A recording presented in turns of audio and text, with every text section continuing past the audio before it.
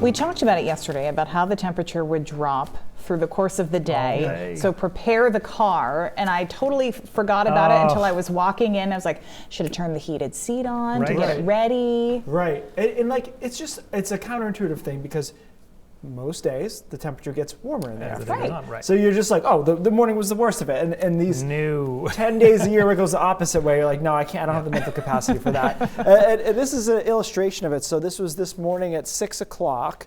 It was 32 in Portland, 35 in Wiscasset. Now watch these temperatures. Front comes through and all this purple sinks to the coastline. So a lot of us down to the teens by the afternoon, single digits into the mountains as well. Some pretty nasty winds out there right behind that front. So whether or not you got a snow squall, you knew that front was through because the winds shifted and they got really breezy. They were gusting to 40 to 50 miles an hour for a brief period of time this afternoon, or middle of the day, I should say. And now they're down in most spots. A couple of gusts still up there to Millinocket and Caribou, but things are settling down.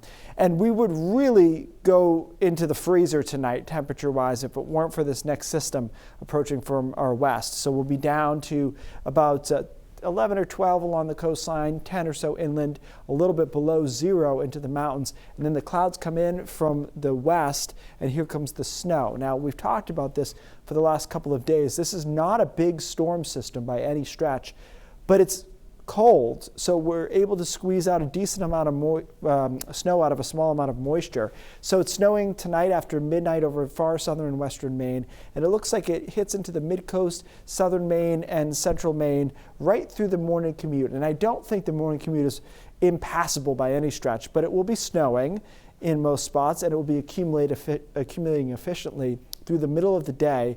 Then there's just periods of snow off and on through the afternoon, and another Arctic cold front, believe it or not, comes through tomorrow afternoon. Temperatures fall down into Thursday morning, single digits easily below zero into the mountains, and Thursday is our coldest day of the week.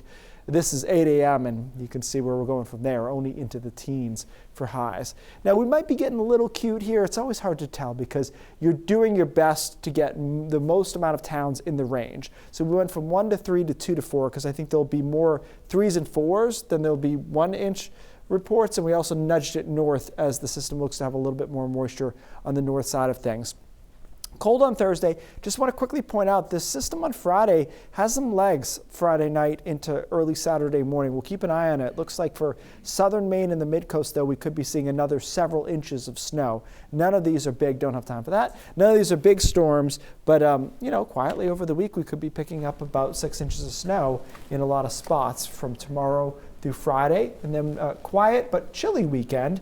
Temperatures only in the 20s, overnight lows in the single digits again, and then a light mixture possible on Monday. Again, nothing that gets me excited here. You know, sometimes this time of the year, 7 days out, I'll be like, ooh, look at that one. Right. I don't see that, but we're getting some snow, and crucially for a lot of people, keeping it. Right. That's the big part. We haven't been haven't had for a while. All right, Keith, thank you.